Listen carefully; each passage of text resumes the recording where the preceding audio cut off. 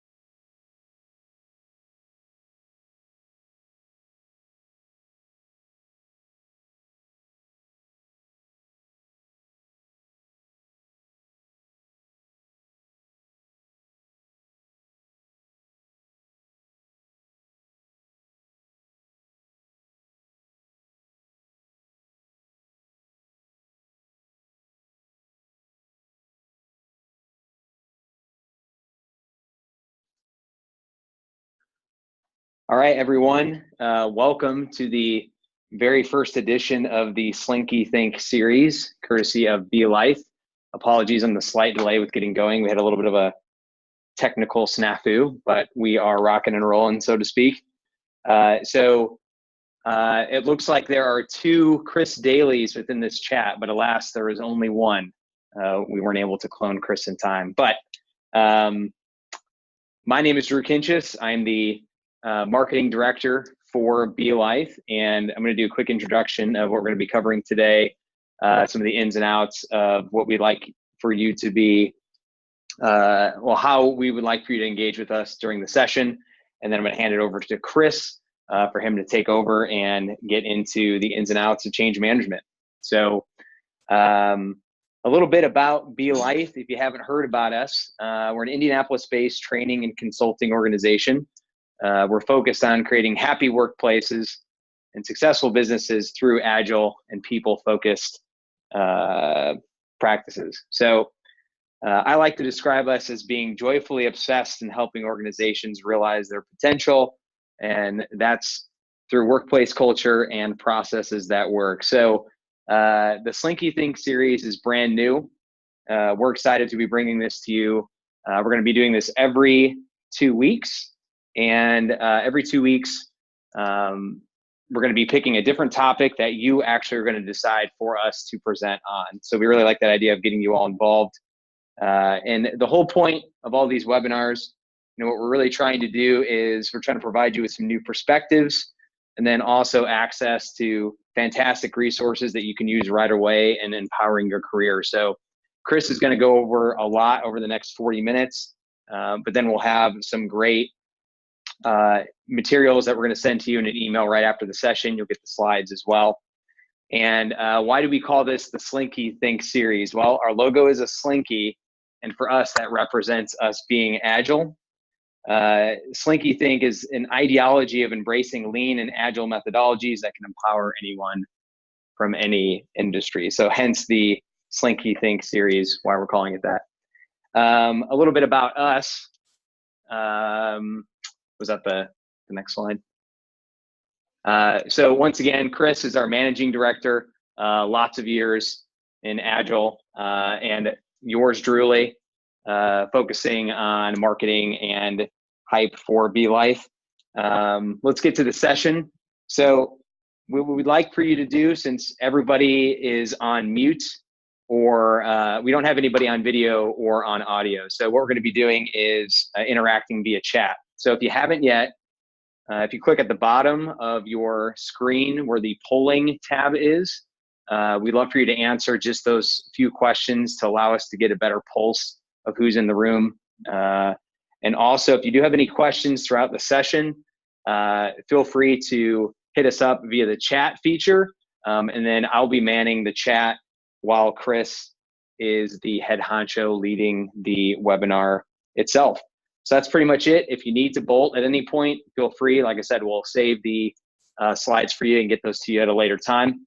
But without further ado, the one and only, the real Chris Daly.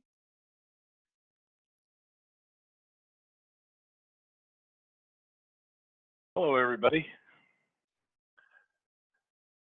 So what we're going to talk about now is what I'm going to cover right now is really what we're talking about in terms of Be Life. So a question I get a lot is where'd your name come from? And for those of you that are new to us, our name really comes from a mashup of the words be and life. It's pretty obvious what be means, right? And then the life part of it reflects agile, flexible, transparent. And so we really feel like that represents what we're trying to do in terms of a company. The goal of this webinar is to really introduce the concept of change management and give you some ideas on how to get started. We're going to cover a number of different things. We're going to cover, we're doing the introduction now, obviously. Then we're going to talk about why change, what is precipitating the fact that organizations need to change and we as individuals need to change. Then we're going to define what change management is, and then we're going to come back and kind of get to the details of what you really came for. Why are you here? And then we're going to conclude with questions.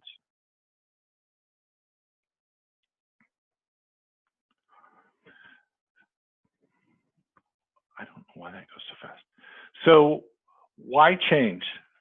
As I was preparing for this talk, I started to contemplate what change is and why we need to do it. change is inevitable, and that we'll have to change at some point. But how come it seems like it's a never-ending sea of change? Things are always changing and evolving. My dad had 3 jobs throughout his entire career. Some of us, including me, seem to have an expiration date of about 2 years or more on a job. I know I've had 3 jobs in the last 4 years. Could be me, but I suspect that there are other forces to play. So let's take a look and see if we can figure out what those might be. I want to get started with a quote.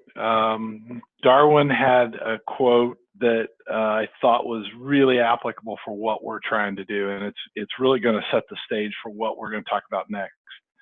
It's not necessarily the strongest or the biggest that survives, nor the most intelligent, but the one most responsive to change. Think about that for a second. It's not the biggest, it's not necessarily the smartest, but the one that's willing to adapt and change.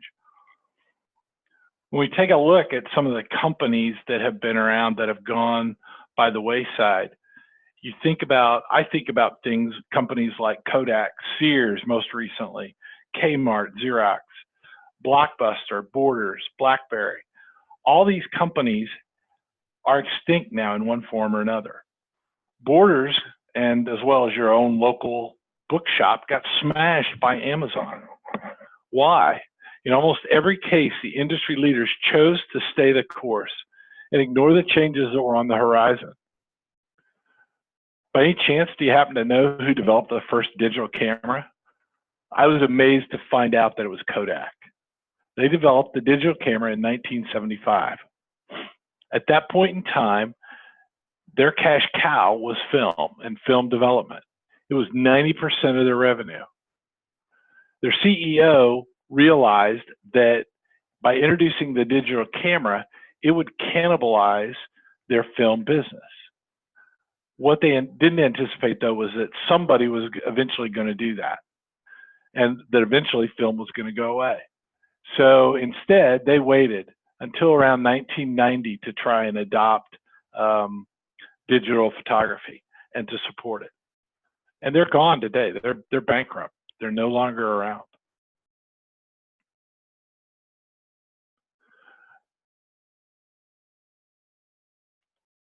I need to get that away. There we go. There we go. Sorry, technical difficulty there. So I started again thinking about, as I was thinking about change and where it went, I was reminded of my first video game, which was Pong. Now, for those of you that aren't familiar with Pong, Pong is nothing more than a dot on a TV going back and forth, much like tennis. It was a pretty simple game, yet it was revolutionary when I was a kid. At the time, I was excited to get it. I was glad my parents got it for me. Looking back on it, I'm not sure exactly what I was excited about, watching a dot bounce back and forth, especially when you think about where we are today. So my most recent video game was Battlefront 2. I haven't bought any games in the last year or so because I've been operating and starting this business. And so I haven't had a lot of time lately. But think about where we came from. Think about the change that has occurred in my lifetime, right? Going from a dot bouncing across the screen to 3D graphics where you can actually tell depth, shape, perception, where you can compete online with tens, hundreds, or even thousands of people, regardless of their location, whether they're in Thailand or the UK or they're sitting here in Indianapolis. Think about that, the change in technology. What caused that change, or what led to that? There are 5 major shifts in computing. The first one was really the U.S. Census Bureau using a mechanical counting device. Then we move fast forward to Alan Turing's invention, where he broke the Nazi Enigma code, right, during World War II. Not too far behind that was the first computer with vacuum tubes. And then the development of transistor circuits. And we're getting to the point now where we're reducing the number of circuits to the point where it's starting to get to where they're so small, we don't know if they can go any further. Think about it. In the 1940s, a computer was the size of a large conference room. Today, it fits in your back pocket or on your wrist. Think about the power of that. Moore's Law was instrumental in defining what happened in terms of technology advancement. In 1985, Gordon Moore wrote a paper that suggested that computing power was going to double in speed while costing half as much. Moore's Law has pretty much held up for the last 35 years. It's really been incredible. Over that time, Moore's Law has slowed somewhat.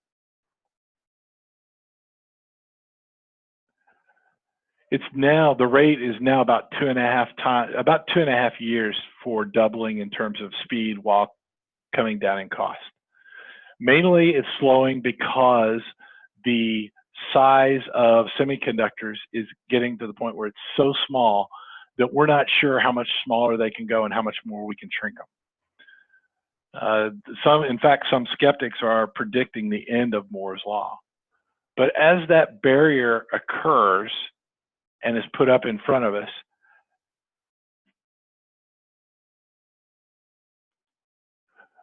there are going to be breakthroughs. There are going to be technological breakthroughs that are going to pound through that. So while Moore's Law may go away, a new law will eventually replace it. Let's talk about the phone, just to keep it in perspective a little bit. So, we spent some time talking about video games and computers, but the phone is also very interesting. My kids grew up just at the end of when landlines were around. They don't see a landline anymore unless they go to grandma's house. Cell phones used to be toys of the rich. They used to be things that only the very most wealthy could afford. My first phone was a bag phone, which, if you don't know what a bag phone is, you're going to have to Google it and look it up, but it was pretty clunky. It certainly didn't fit in your pocket. It was more like a briefcase. Now, many of us consider our cell phones to be almost appendages to us. Think about how lost you feel without that technology being on your hip or being constantly available to you. Change is everywhere, and it is consistently accelerating. In fact, the rate of change from technology standpoint is moving at an ever-increasing speed.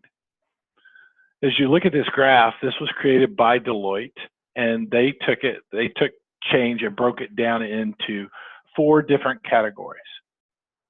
The rate of change of technology itself, the rate of change that individuals can absorb that technology, the rate of change that businesses can absorb that technology, those changes, and as well, the rate of change of public policy. And you'll know, I don't think any of us are really surprised. Public policy is behind. We see that all the time in some of the, in some of the rhetoric that's going on coming out of Washington. It's in the news. We talk about how Facebook is proceeding in terms of it with their private, the conflicts with the privacy laws, et cetera. With the rate of change accelerating, how are we going to deal with it?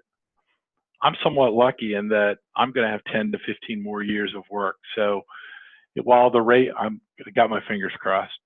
As far as me, I can keep up, and in 10 to 15 years, I might be a little bit behind, but it's not going to be that dramatic for me.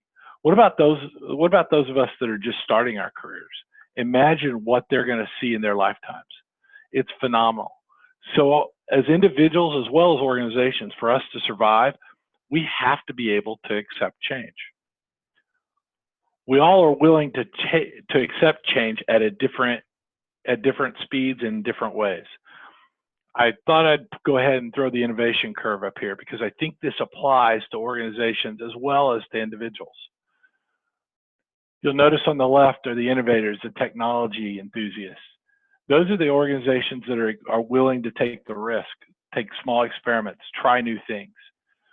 early adopters, right, or the visionaries. Those are the ones that are willing, that maybe aren't out quite on the bleeding edge, but are still willing to take a calculated risk, are willing to push for push the envelope, so to speak. And then we have the chasm, right? This is out of Jeffrey Moore's book. The chasm is where we have to get across. That's where we start seeing major adoption of the things that we're doing. And you could go on down through it and see late majority and laggards as well. The reason I bring this up is because if this mirrors our society in terms of how we as individuals view and accept change and technology, think about it inside the company or inside your organization. Do you have early adopters? Do you have innovators? Do you have your laggards and skeptics? While the curve may move left or right, depending on what kind of organization you're in, there still is, in my opinion, these various categories of folks that come through it that are categorized in various spots that are willing to adopt change. For years, I've talked about, in my Agile presentations, I've talked about the Standish Group's chaos report. I've quoted the fact that software projects were successful in a range of 25 to 30%. I was flabbergasted when I found out that John Cotter, who wrote Leading Change, in his studies found that only 30% of all changes succeeded and that 70% of all changes fail. I couldn't help but notice the similarities when we compare our Agile transformations and how we're doing with that compared to this. Think about it for just a second. 30% of all changes succeed. You have better odds going to Vegas and putting your money down playing blackjack than you do implementing change. But yet we still continue to do it. So next I'm going to talk about what change management is.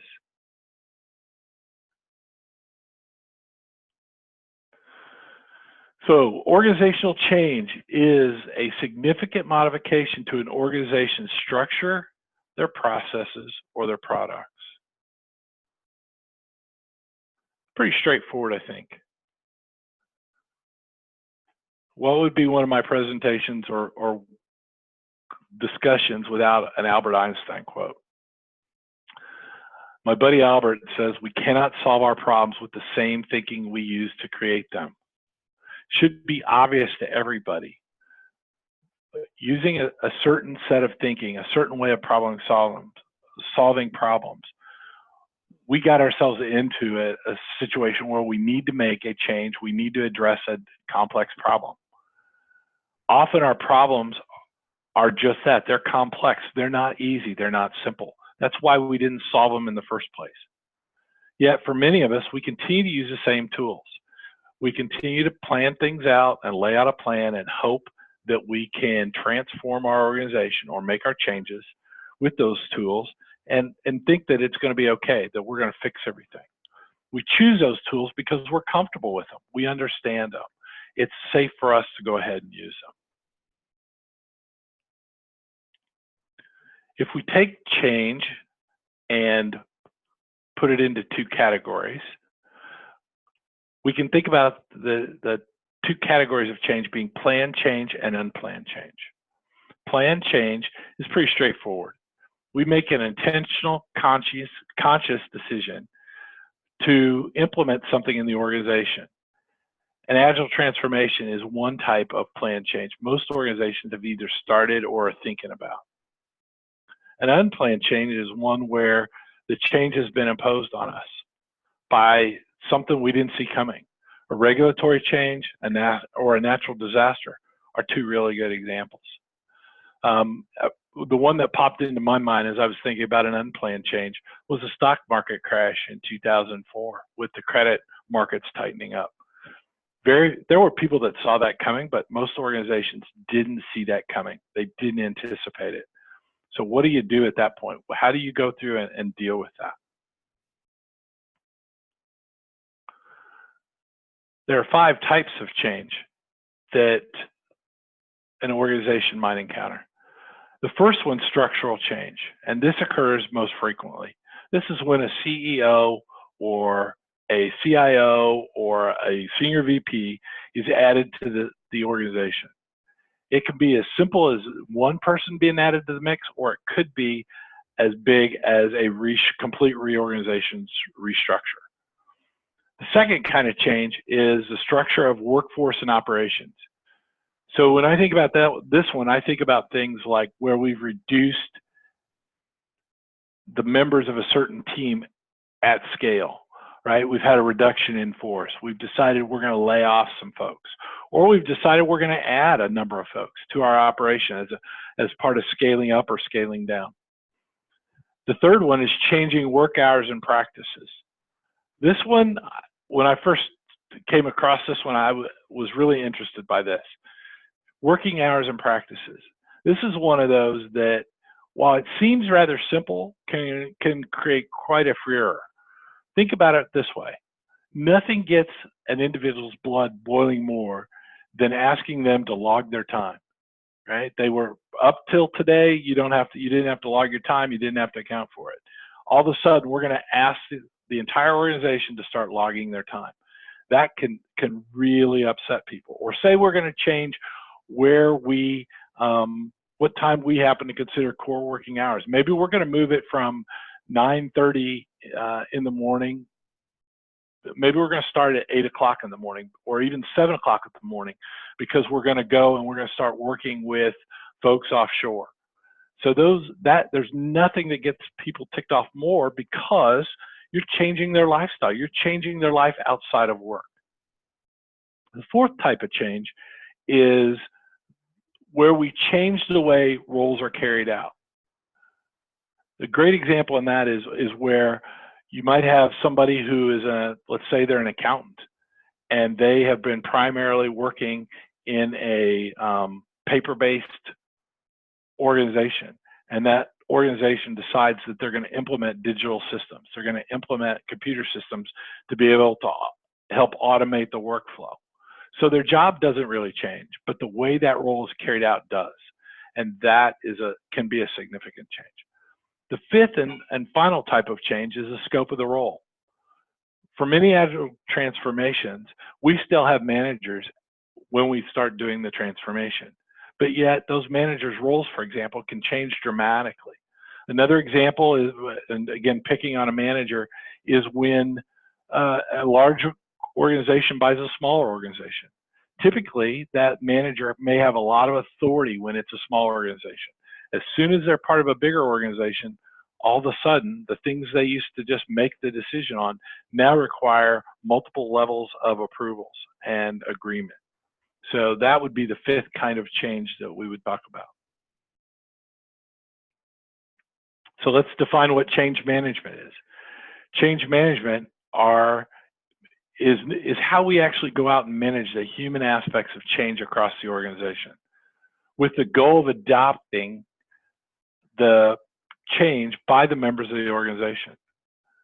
Notice in this particular definition that I put up, notice the term structured approach. In other words, it's a plan that is traditionally drafted at the beginning and then executed with an underlying assumption that the creators of that plan know everything that needs to be done and how it's to be done and the timing of when it's to be done. And I think most of us understand now that generally when we lay out a fixed plan, we generally don't know everything that we need to know. We don't know how people are going to react.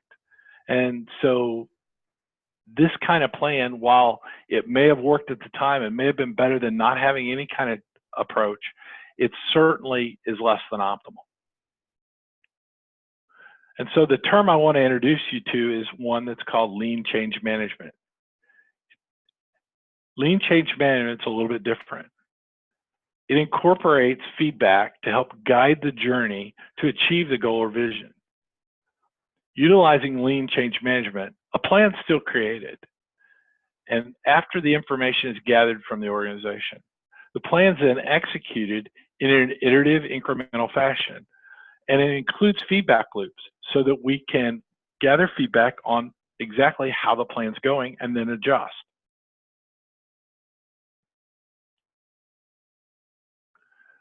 With any plan, you're going to have resistance.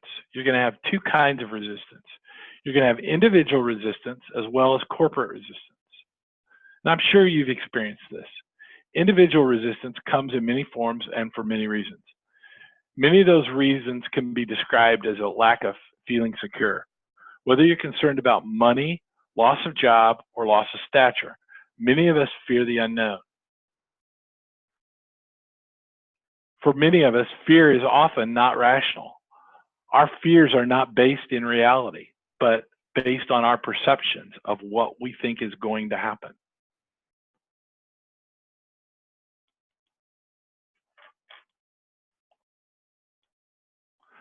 Corporate resistance can come in many forms as well. Constraints such as resources and sunk costs are real. Even the structure of the organization itself can cause inertia by not empowering the folks closest to the data to make decisions and to incorporate change. This is problematic for a lot of organizations, and many of us have experienced this.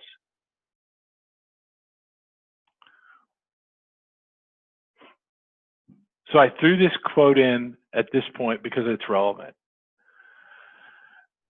Even though Peter Drucker said this 30 years ago, I think it still carries a lot of weight.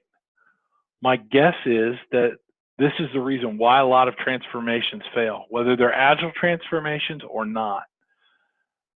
I'm also surmising that this is the reason why 70% of changes fail. We could spend an entire week talking about culture and the nuances of culture.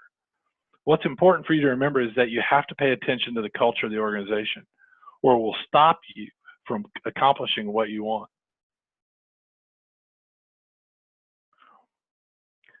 I'm going to introduce Edwards Deming here. Many of us have seen the PDCA model over time. This model is pretty standard. It manifests itself in almost every single training class that you go through, almost every single approach that anybody wants to take at this point. It's on a lot of websites as companies describe how they want to work. So if we take that PDCA model and we apply it to lean and incorporate it in a lean change management approach, you'll see that it's very similar. The lean change management approach was documented by Jason Little in his book, Lean Change Management. It's pretty straightforward. Even though Deming has 4 steps in his PDCA model, lean change management really has 3. You start the journey by gathering the insights, contemplating options, developing a plan, and then executing a series of experiments. As those experiments complete, you validate the results, keeping the ultimate goal in sight. It's very agile-ish in its approach, don't you think? We're going to get into a few more details here in the next few slides.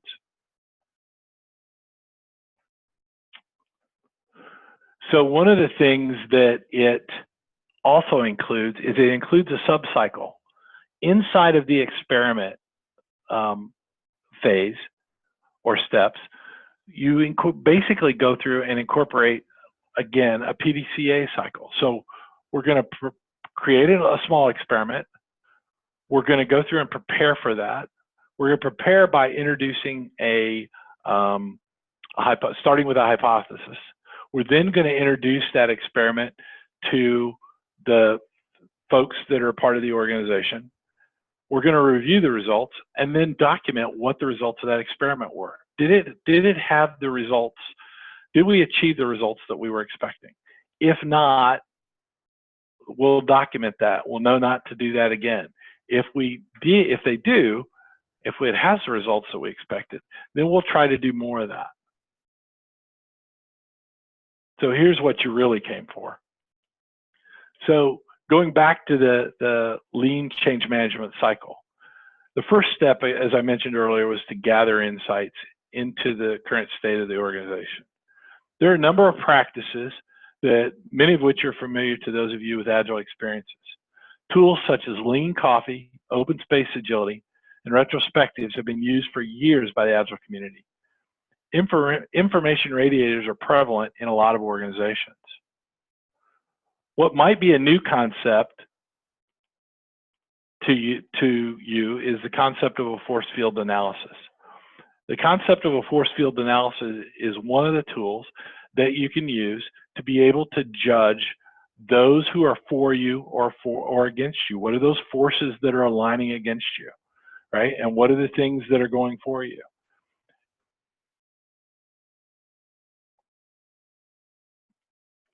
By comparing the two and comparing the strengths versus the weaknesses, you can actually figure out, what do we need to do? What do we need to address? What do we need to take care of?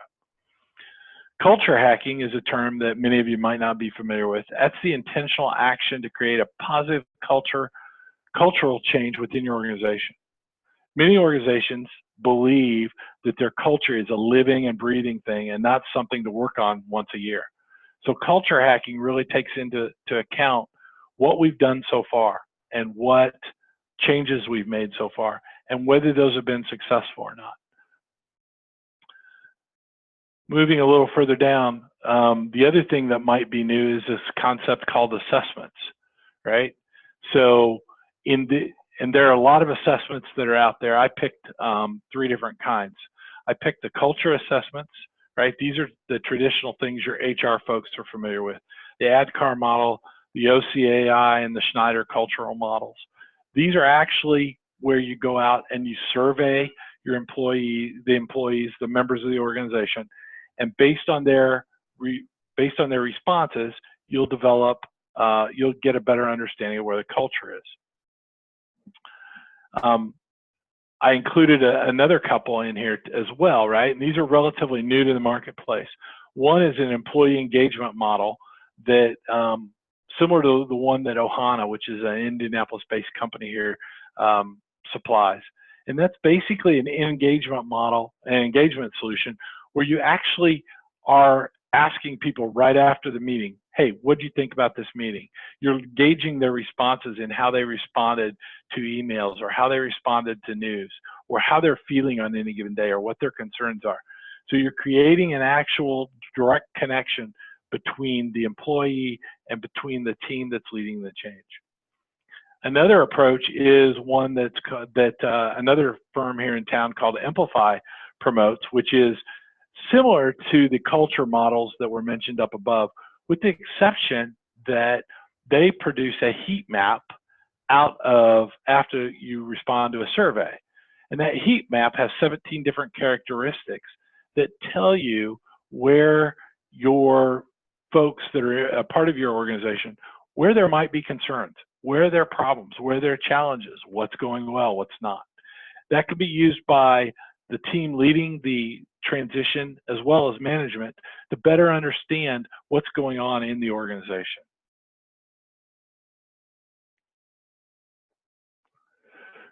So once we get done gathering insights, then we go through and we start figuring out what our options are.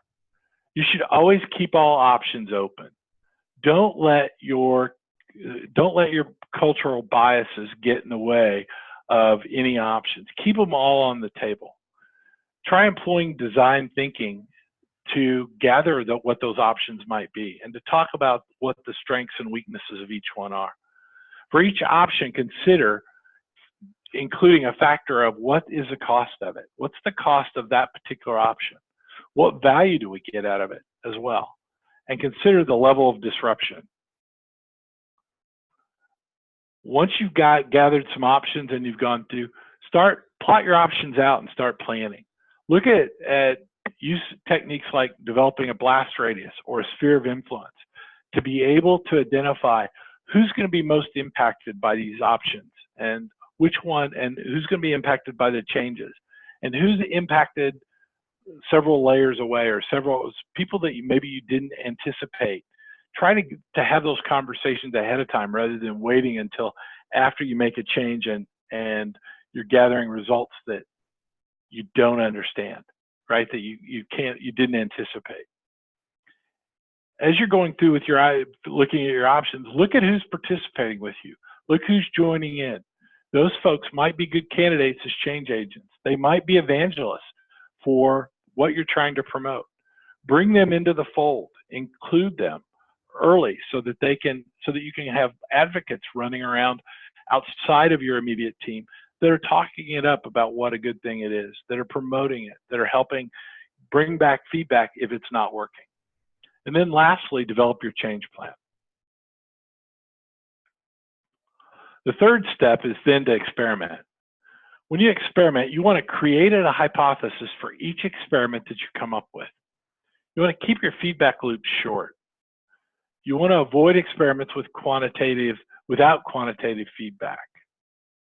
You want to get your feedback, you want to put your experiments out there by getting big and visual, using improvement boards, improvement katas, as well as one-page plans. Don't hide anything. Put it out there so people can see what's going on. Make sure that your outcomes can all be validated and that you can actually see results. If you can't test it or you can't validate it, how do you know if the experiment works? You're shooting in the dark. So try to make sure that what you're doing, you can actually validate. And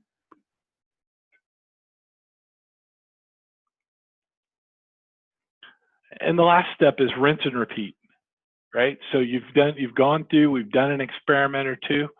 We've had some success. Maybe our hypotheses were correct. Maybe they weren't.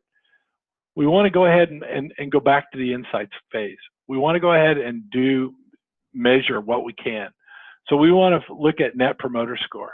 Would they recommend this change to their peers? We want to look at leading indicators and lagging indicators. We want to look at team-defined metrics to see if those metrics are actually being met.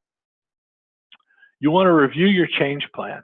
You want to look and make sure that the next steps that you have, is it validated by the experiment, or do the experiments and the results, do they contradict what you've got in the plan?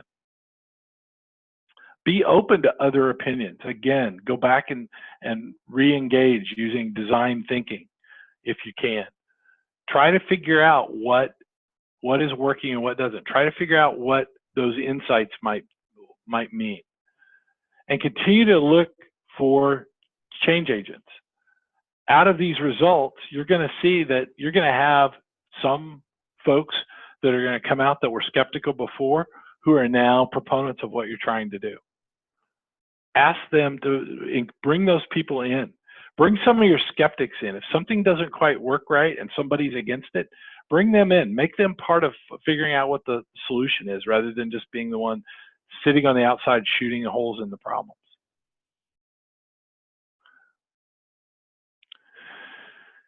You're probably getting sick of the quotes by now, but remember that whatever we measure is what people will think is important.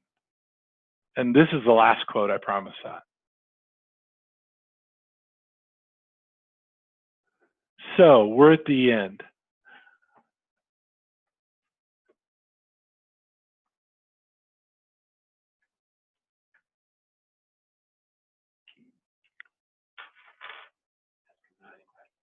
Does anybody have any questions?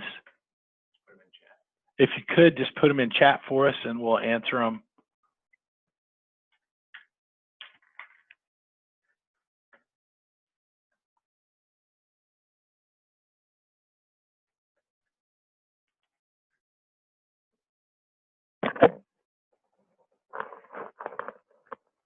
Is anybody still out there?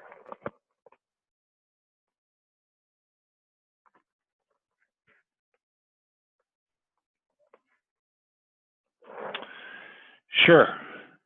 So the question we got was, can you explain lean coffee? So lean coffee is a agile practice that came up where you use, basically it's a way of allowing the audience or the people in the meeting to be able to decide what's discussed. So you might bring together a group of people and with no agenda and let the folks write down what they want to talk about as part of the session. You typically will take those you'll use Post-it notes and you'll put them up on a wall. And then everybody that's at this session would then turn around and vote. And the things that are most popular would be the things that you talk about. And the things that, and then, so you break up into small groups, and everybody would talk about change management, for example. And we would allow the groups to talk for 5 minutes. At the end of 5 minutes, then each group has the ability that they can then go and continue to talk about it, or they can change subjects. One of the takeaways from this presentation that Drew will be sending out to you is a resource page that's got a link to Lean Coffee that would better explain it. But it's really it's really a facilitation technique that you can use to have people decide what the agenda is and what they want to talk about.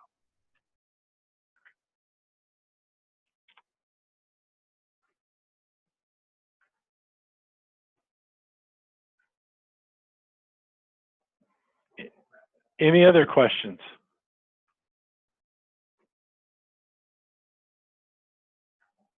Okay. Drew?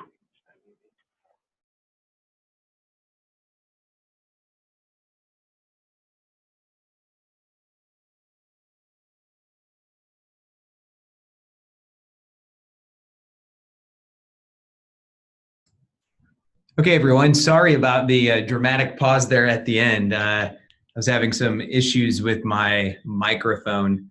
But yeah, just to wrap up today's course, thank you all for attending our very first edition of the Slinkythink series. You're a part of history, so pat yourself on the back for that.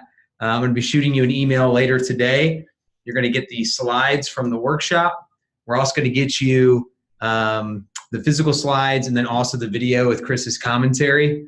As he promised, we're going to get you a one-pager of the numerous resources that were listed throughout today's workshop. You're also going to get a discount code, and I'm actually going to go ahead and put this in the chat option. But if you use that code, which is Slinkythink20, that gets you 20% off to any of our courses via Vault. So we didn't really talk about Vault during the program, but Vault is our open enrollment series where we're featuring Agile training. We're covering frameworks such as SAFe, Scaled Agile Framework. We're also doing emotional intelligence training via soft skills. There it is. Yep. So Vault kind of describes all the different programming that we have available. So I will send you all a link to check out what we have live and ready to go via Eventbrite. So be sure to check that out. And that discount is good as long as you'd like it to work. So yeah, you can go ahead and just use Slinkythink20. Mark your calendar for 2 weeks from today. We're going to be covering the secrets to fostering happy and productive remote teams. That's going to be in 2 weeks, and it will be same time, Tuesday, March 26th at 12 p.m. And I'm going to send you the link in an email following up to sign up for that workshop if you're interested as well. I'll also send you a quick link to let us know what you thought about today's webinar. Feedback is a gift for us. We say this quite often in a lot of the training we provide, and we do mean that. So feel free to let us know if you think we can improve on anything. We would love your feedback, love your 2 cents on what you thought about today.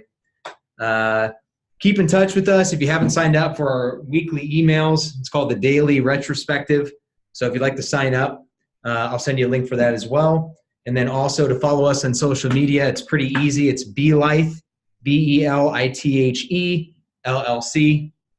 All of these resources that you're seeing here on the slide, that's what we're going to provide for you in that one pager that I'll send out to you later today. And that's it. So I know it's lunchtime. I hope you've been able to enjoy whatever grub you had prepared. That does it for the first edition of the Slinkythink series. Enjoy the rest of your day. Stay agile. On behalf of myself and Chris and all of us at Belithe, thank you, and we'll see you next time.